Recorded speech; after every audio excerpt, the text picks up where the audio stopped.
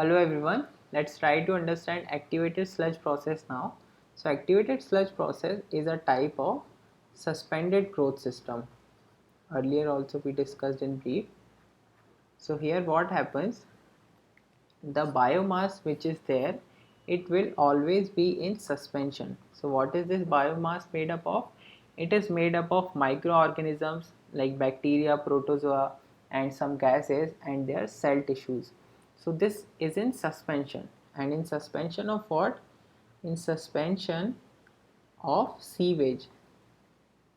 Whereas in case of attached growth system, what was happening, like in trickling filter, we had this filter media and the biomass was attaching to this filter media, and then it was helping in the treatment of sewage because the organic matter was coming in contact with this biofilm. And in this suspended growth system, the biomass is in suspension. So that is your suspended growth system. So in case of activated sludge process, what happens, the sewage will be entering, this is your aeration tank. So constantly aeration is being done here in this tank, and with the help of that aerobic conditions are maintained. So the microorganisms that are present, these are of aerobic type. So when the sewage enter in this tank and the organic matter present in sewage comes in contact with these microorganisms, so the microorganisms will use the organic matter as its food, and the organic matter is oxidized or it is stabilized, we can say. So after this oxidation, I mean this is what we do in activated sludge process. So we can now understand what is this activated sludge. So after this oxidation has taken place, the effluent from aeration tank will go to secondary sedimentation tank, and here this sedimentation will take place. So the sludge what will form at the base of the sedimentation tank, it will consist organic matter, and it will also have active microorganisms. Active microorganisms. So these active microorganisms can further help in the treatment of sewage. So some of this sludge is recycled back to the aeration tank, and that sludge is known as your activated sludge because it helps, it is in active condition, these microorganisms, and it further helps in increasing the rate of treatment in the aeration tank. So that's the factor on which this process is depending. So other effluent from SST is removed and we can dispose it in some stream, and the sludge, I mean only a part of sludge is sent back to the aeration tank and other will be wasted. So it will be sent to the sludge digestion tank and then on sand beds to remove it from the system. So that's how it works. Now we can further understand what happens in the aeration tank and how these microorganisms use the organic matter and how they oxidize it. So what happens, these microorganisms require this organic matter for two things. That is, first is they will use the organic matter to for reproduction. So more microorganisms will be forming, so the quantity or the number of microorganisms will increase, that is with the help of this organic matter. And then other thing is these microorganisms require energy also, so the organic matter they use to derive, organic matter is used to derive energy. So in this process your organic matter is oxidized. So there are two phases for this organic matter oxidation. Organic matter oxidation. In the first phase, the microorganisms are using the organic matter.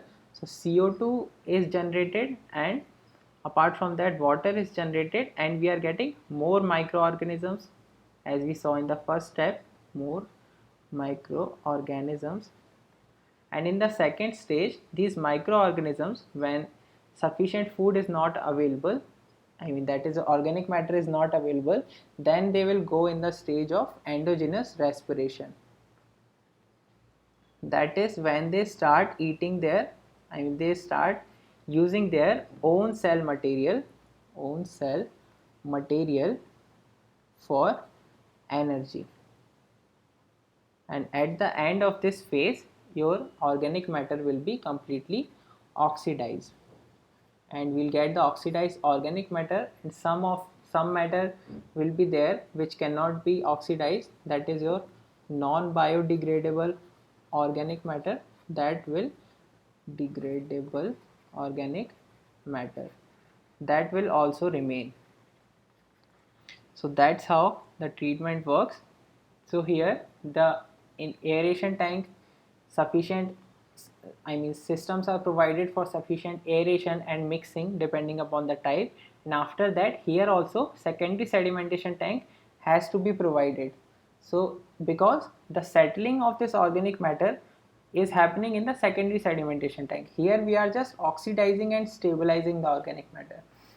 So when it comes to the efficiency, BOD will be checked. BOD 5 will of the effluent will be, I mean of the influent will be checked before the aeration tank. So before aeration tank there will be a primary sedimentation tank also. So your influent BOD is the effluent BOD of primary sedimentation tank, and in this case effluent BOD, same as we saw in trickling filter also, it is after the secondary sedimentation tank, not after the aeration tank, because this settlement is also necessary for the removal of organic matter.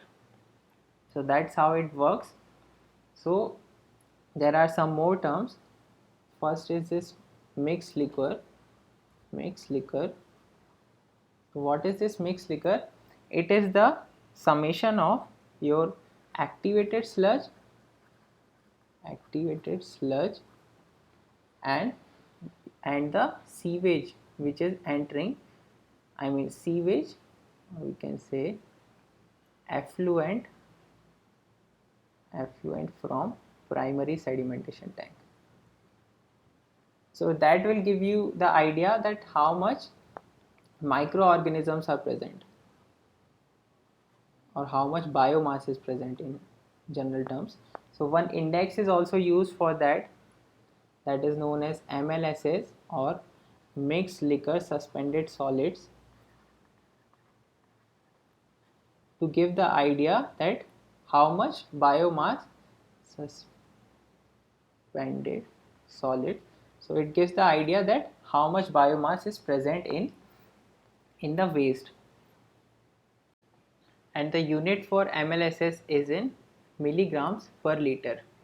So if let's say MLSS we denote with XT, then it is made up of X and XII. What are these two? So X is your MLVSS, that is mixed liquor volatile suspended solids,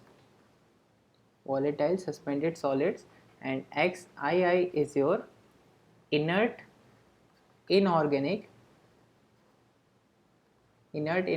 suspended solids. So this inert inorganic suspended solids, they do not take any part in the settlement or the oxidation of organic matter, so this is of no use to us. So rather than MLSS, MLVSS gives better idea about the biomass. So MLVSS is made up of XA plus XE plus XI. So the unit here is also milligrams per liter. XA is your active microbial mass and XE is your endogenous microbial mass, and XI is your